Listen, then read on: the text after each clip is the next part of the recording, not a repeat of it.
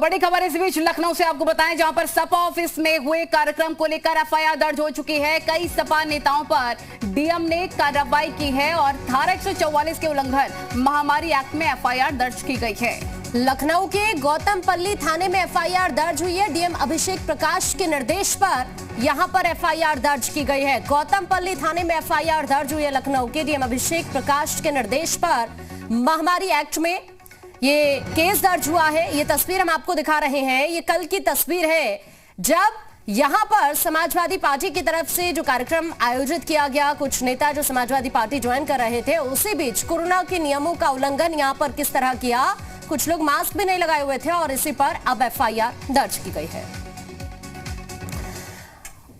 और इसी बीच लखनऊ से बड़ी खबर आपको बताते हैं, सपा कार्यकर्ताओं पर मुकदमे से बौखलाए हैं स्वामी प्रसाद मौर्य। ये कहा सीएम योगी आदित्यनाथ पर मुकदमा दर्ज होना चाहिए। गोरखपुर में मुख्यमंत्री लोगों के साथ खिचड़ी खा रहे थे। लोगों के साथ खिचड़ी खाकर आचार संहिता का उल्लंघन हो रहा था, यह भी स्वामी मौर्य की तरफ से कहा गया है। क्या कुछ उनके द्वारा कहा गया, ये भी आपको सुनवाएंगे। तो स्वामी प्रसाद मौर्य ने आरोप लगाए हैं। अब तो सरकार के इशारे पर रोज मुकदमा लिखा जाएगा। आज माननीय मुख्यमंत्री जी गोरखपुर में हजारों लोगों के साथ खिचड़ी खा रहे हैं। अगर मुकदमा लिखना ही है तो सबसे पहले उनके खिलाफ लिखना चाहिए। आचार संहिता मुख्यमंत्री जी तोड़ रहे हैं। तो बड़ी खबर आपको लखनऊ से बताएं, जहां पर आचार संहिता के उल्लंघन पर बड़ी कार्रवाई की गई है। थाना प्रभारी गौतमपल्ली निलंबित, थाना प्रभारी दिनेश सिंह बिष्ट निलंबित हो चुके हैं। जिला निर्वाचन अधिकारी की रिपोर्ट के आधार पर यह एक बड़ा एक्शन।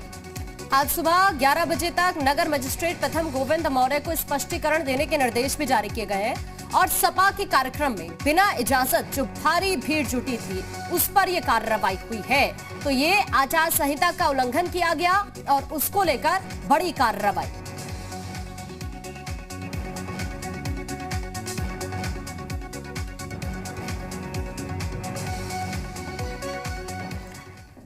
तो शुभम हमारे रिपोर्टर तमाम जानकारी के साथ लगातार बने हुए उन्हीं का रुख कर लेते हैं। शुभम, जो तस्वीरें कल हमने देखी, भारी भीड़ वहां पर इकट्ठा हुई, न सिर्फ महामारी एक्ट में कार्रवाई होनी चाहिए, आचार संहिता का उल्लंघन भी किया गया है।